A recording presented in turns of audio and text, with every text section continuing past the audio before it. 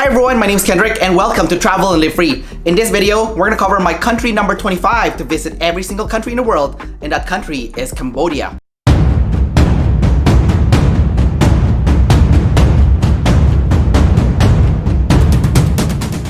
Now Cambodia was quite an adventure for me when I traveled there. So many good things happened, so many bad things happened as well. My trip started when I flew from Laos to Thailand and then to Cambodia because I needed to connect through Bangkok in order to reach the capital city of Cambodia, which is Phnom Penh. I ended up staying in this strange looking hotel in Phnom Penh that was pretty inexpensive, and what I noticed about Phnom Penh is that the prices that they charge you for food greatly varies. So I feel like I got scammed several times when I was in Phnom Penh because sometimes I would pay $1 for a big meal and sometimes I would pay $5 for the same size meal. Now, even though they have their own currency in Cambodia, the preferred currency is actually the US dollar. So if you bring US dollar to Cambodia and you have a lot of $1 bill, then you are pretty much good to go while traveling in the country. On my first full day in Cambodia, I got a chance to explore Phnom Penh. And the first place that I explored was the Genocide Museum. Okay, so I'm in Phnom Penh right now, and I'm staying at that Tama Hotel. I got a deal with Agoda, and I think it came out to about $50 for 2 nights. So I've been staying at crappy hostels for a while, and I decided to splurge a little bit because I think once in a while you need a good shower, and you know, you don't want like to take a shower and there's like bugs attacking you and stuff. Anyways, this is what the room looks like.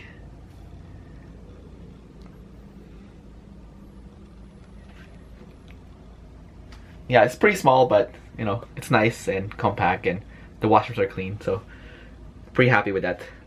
Right now I'm gonna be on my way to the Genocide Museum here in Phnom Penh, and I'm gonna go check out a few more places. I think I'll probably check out the palace as well, and I think there's one more museum.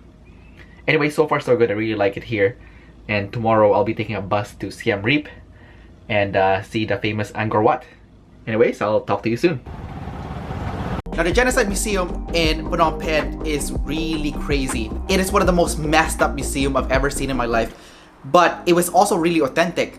So I really highly recommend that you do the audio tour for the Genocide Museum because you can hear the pain of the voice of the people that survived that horrible event that happened in Cambodia during Pol Pot's reign of terror. I got a chance to explore the different corridors and gardens and the entire place while listening to the audio tour, and it does give you the chills while you're listening to it. One thing that I found interesting was that some of the survivors would be sitting at the exit of the Genocide Museum, and you can purchase their book and they would sign you an autograph. So it's kind of odd to see that the place that was once their prison has now become their place where they earn a living. After checking out the Genocide Museum, I went to the Presidential Palace next, which wasn't open yet by the time I got there. While I was waiting outside, there was this Cambodian guy that was trying to scam me, and he was relentless at harassing me. I ended up screaming at him, telling him, "No, I don't want to buy anything that you're selling." And I think the other tourists were laughing when they saw me screaming at this guy. But he was so annoying that I think at that point, I just got fed up. The Presidential Palace in Phnom Penh was neat, but I would not say that it's a must-see compared to the Genocide Museum. I'm now in the Presidential Palace here in Phnom Penh, Cambodia. Just finished touring the Genocide Museum and it was quite nice. Unfortunately, they wouldn't let me bring my video camera inside, so I wasn't able to film it. If anything, I should have spent my time in Phnom Penh to see the killing fields after the Genocide Museum. I just didn't want to go to killing fields because I just went to one depressing place and I didn't want to go to another depressing place right after. When I got back to my hotel, there is so many friendly people in Cambodia. I remember this one random dude was walking to me in the hotel and he started asking me questions about, hey, do you want to do business together in Cambodia? He gave me his business card and asked me where I came from.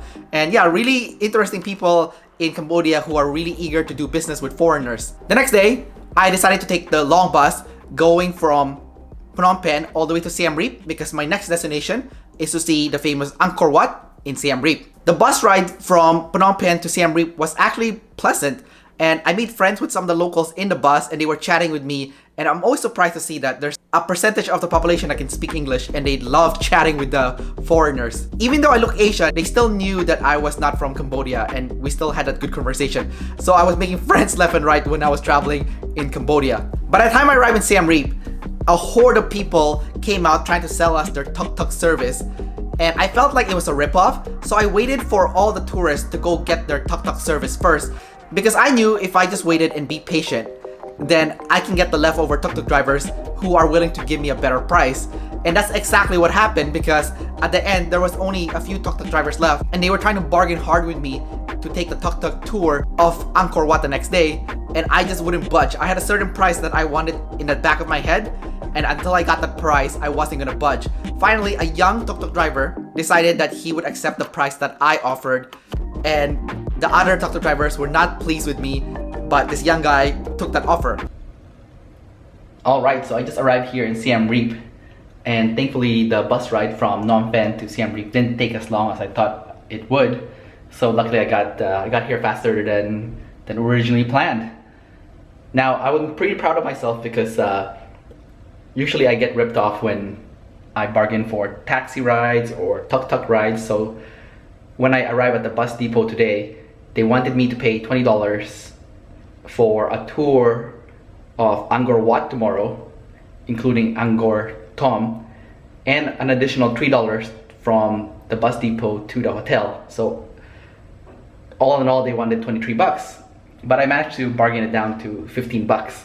And they wanted 16, and then I started walking away, and then they finally said, okay, fine, 15 bucks for both the tuk-tuk to the hotel and tomorrow's tour. So I'm pretty proud of myself because it's the first time I think I did a good job with the whole bargaining thing.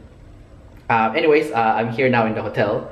I'm staying at Le Meridian Angkor Wat, and I redeemed some of my Starwood points to get here. So I think it was 4,000 points per night.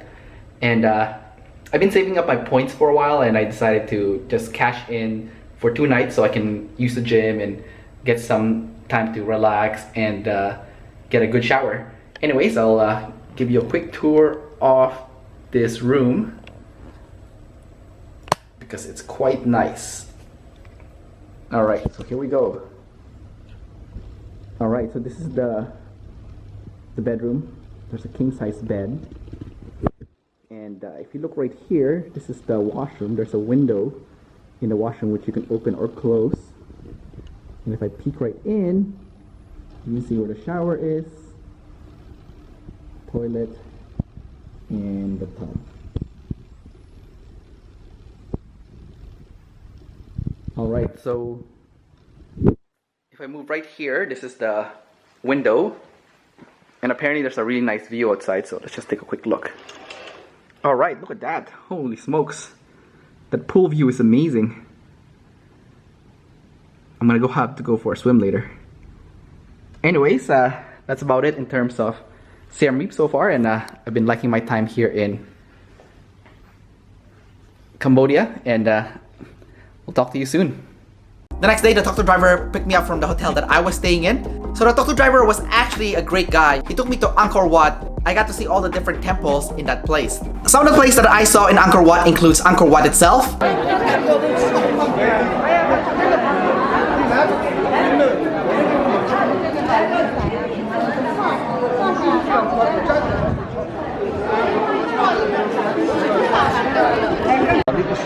Alright, so I'm waiting in line right now here in Angkor Wat, and shortly I want to go to a place called Ta Prom, which is where they filmed Tomb Raider, where the tree is coming out of the temple. So I'm gonna go check that out soon. Right now I'm lining up. It's gonna take about 45 minutes to reach the top of this temple that I'm lining up at right now. So I'll just wait. So far so good. I really like Angkor Wat, and can't wait to explore the rest of the area.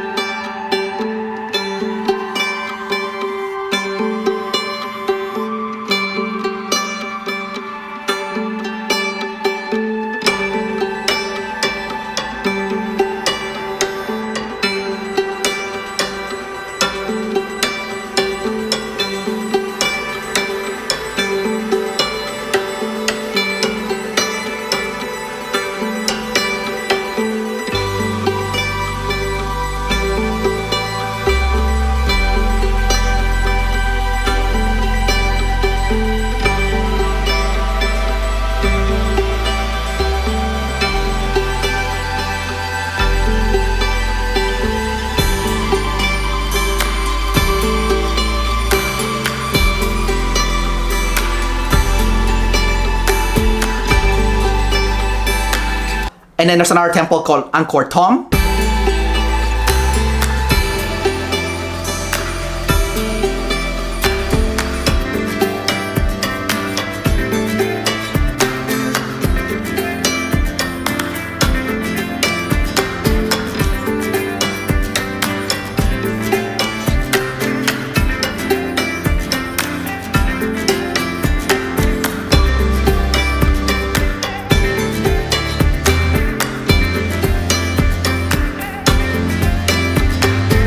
Another place called Terrace of the Elephants. The fourth stop is called Ta Keo.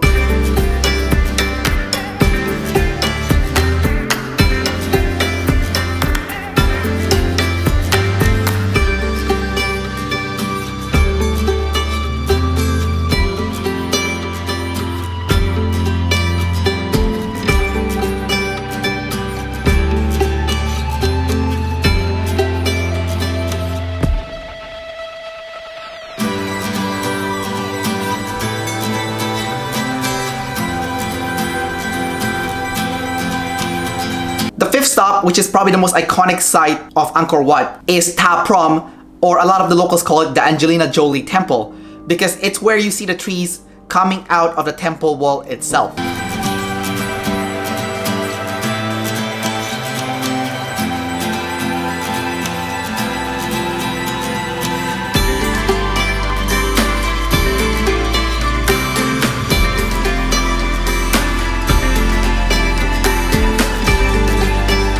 The sixth stop is Bante Kday, but by then I was already dead exhausted and I wanted to get back to my accommodation so I can get something to eat and just rest up. Now, when I got back to my hotel, I paid the tuk-tuk driver the money that I owed him for the tuk-tuk service, and then I gave him a very nice tip and he was so happy. And after I gave him the tip, the first thing I said to him is, "This is your money. Don't give it to your boss." And he was so happy, and the person working in the hotel was watching this whole interaction happen and he was laughing so hard because I think everyone knew what was happening here.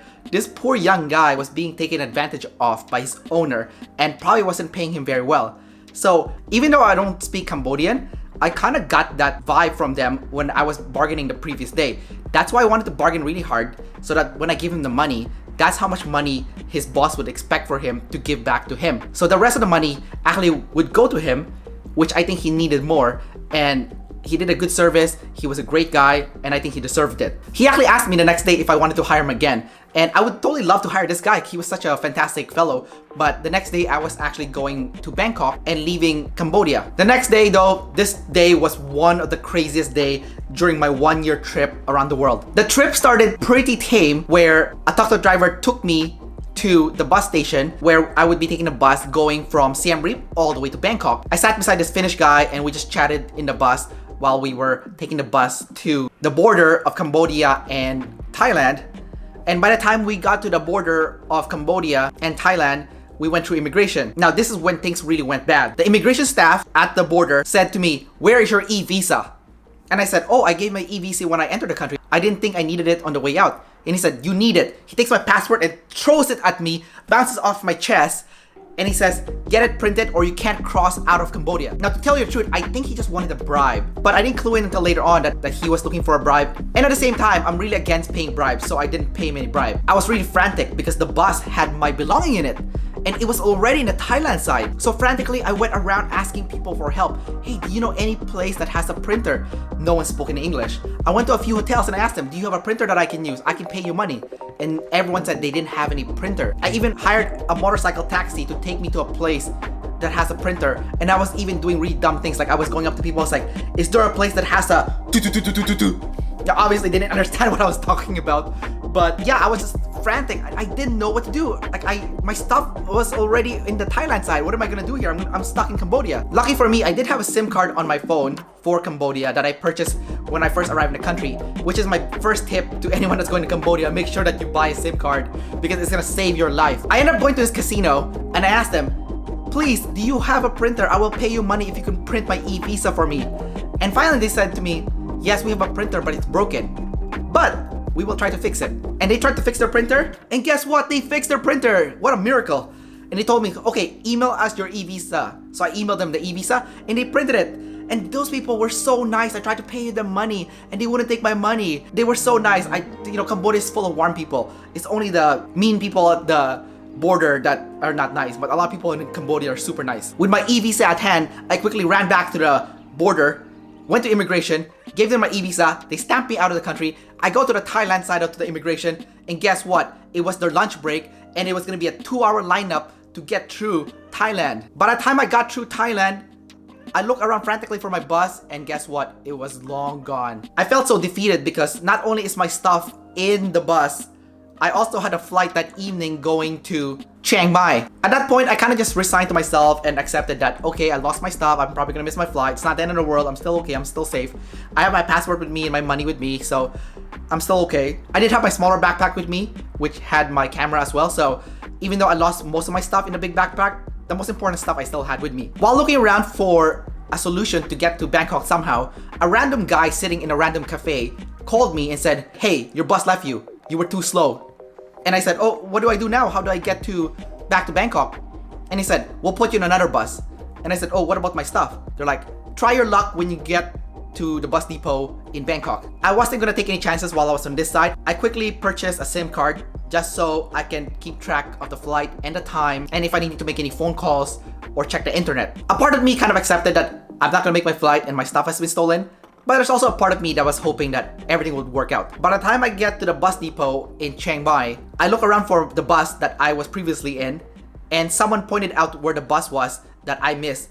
And they opened the bus, and guess what? My backpack was inside. It was a miracle. I look at the clock, and I have about an hour and a half to spare to get to the airport, but it's a 1-hour drive to the airport. So I quickly get a taxi to take me to the airport. I'm 100% sure he scammed me, but at this point I didn't care. I want him to get to the airport as fast as possible. By the time we get to the airport, there's about 30 minutes to spare. I quickly check in, get through security, and I made it on my flight just in the nick of time. It was a pure miracle. And I think the reason why all this miracle happened was because I tipped that guy from yesterday really well, and I think that good deed actually brought this good luck from this bad turn of event that happened. So that ends my adventure in Cambodia. I really like Cambodia despite that crazy adventure being denied to cross the border to leave Cambodia. I would definitely go back there again one day. And I heard that Cambodia is actually a really good place right now to buy properties. So if you're Canadian and you want to buy properties, I heard they sell it to foreigners for a good price, and apparently the return on investment is quite high. Anyways, that's about it for this video. Don't forget to like, subscribe, and leave your comments below. And don't forget to sign up to the Travel and Live Free newsletter, where you can get a 10-step cheat sheet on how to travel around the world. You'll also get the latest tips and strategies on how to save money on travel for Canadians, how to go on a around the world adventure travel for Canadians, and how to use travel to get more freedom in your life as a Canadian. You can sign up for the newsletter in the description below. Until next time, I'll see you then.